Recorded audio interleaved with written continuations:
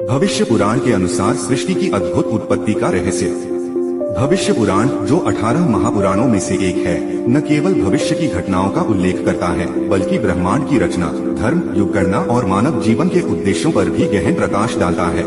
इसके प्रथम पर्व में सृष्टि की उत्पत्ति का अत्यंत रोचक और दार्शनिक विवरण मिलता है। एक प्रारंभिक स्थिति, केवल ब्रह्मा। सृष्टि के आरंभ से पहले न तो दिन था, न रात, न आकाश था, न पृथ्वी, न दिशा थी, न काल। केवल एकमात्र परब्रह्म, जो निराकार, अजन्मा और सर्वव्यापी है, अस्तित्व में था। उस अवस्था को प्रलय या महानिद्रा कहा जाता है। इसे परम व्योम या परम तत्व कहा गया है, जो न जन्म लेता है न नाश होता है।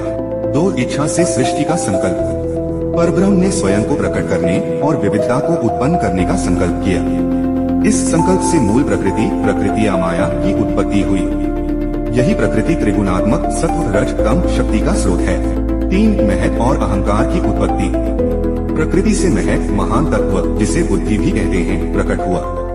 महत से अहंकार का जन्म हुआ। यह वह तत्व है जिससे मैं और मेरा का भाव उत्पन्न होता है। अहंकार से 5 तन्मात्राएं, शब्द, स्पर्श, रूप, रस, गंध और 11 इंद्रियां, 5 ज्ञानेंद्रियां, 5 कर्मेंद्रियां और 1 मन उत्पन्न हुई। 4 पंचमहाभूतों की रचना। 5 तन्मात्राओं से पंचमहाभूत बने। 1 आकाश, शब्द का आधार। 2 वायु, स्पर्श का आधार। 3 अग्नि, रूप का आधार। 4 जल, रस का आधार। 5 पृथ्वी, गंध का आधार। 5 ब्रह्मा, विष्णु और महेश की उत्पत्ति।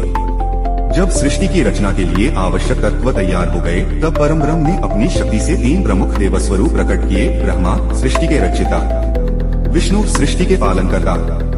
महेश, शिव, सृष्टि के संहारकर्ता। ये तीनों देव त्रिमूर्ति कहलाते हैं और सृष्टि चक्र को अनंत काल से संचालित कर रहे हैं। 6 जीवात्माओं और लोगों की रचना। ब्रह्मा ने पंचमहाभूतों से 14 लोगों की रचना की, जिनमें सत्यम, तपः, जन, महर, स्वः, भूर, भुवः आदि लोग शामिल हैं। इसके साथ ही जीवात्माओं को उनके कर्मानुसार विभिन्न योनियों में जन्म लेने की व्यवस्था बनाई गई। 7 समय और युग चक्र की स्थापना। सृष्टि के संचालन के लिए समय का निर्धारण हुआ। 4 युग, सतयुग, त्रेतायुग, द्वापर युग, कलियुग। युगों का क्रम अनंत चक्र में चलता रहता है, जिसे कल्प और महाकल्प कहा जाता है। दोस्तों, सृष्टि की यह अद्भुत कहानी हमें यह सिखाती है कि ब्रह्मांड का हर कण एक गहरे उद्देश्य के साथ अस्तित्व में आया है। यह केवल धर्म ग्रंथों की कथा नहीं, बल्कि हमारी संस्कृति, आस्था और ज्ञान का अमूल्य खजाना है।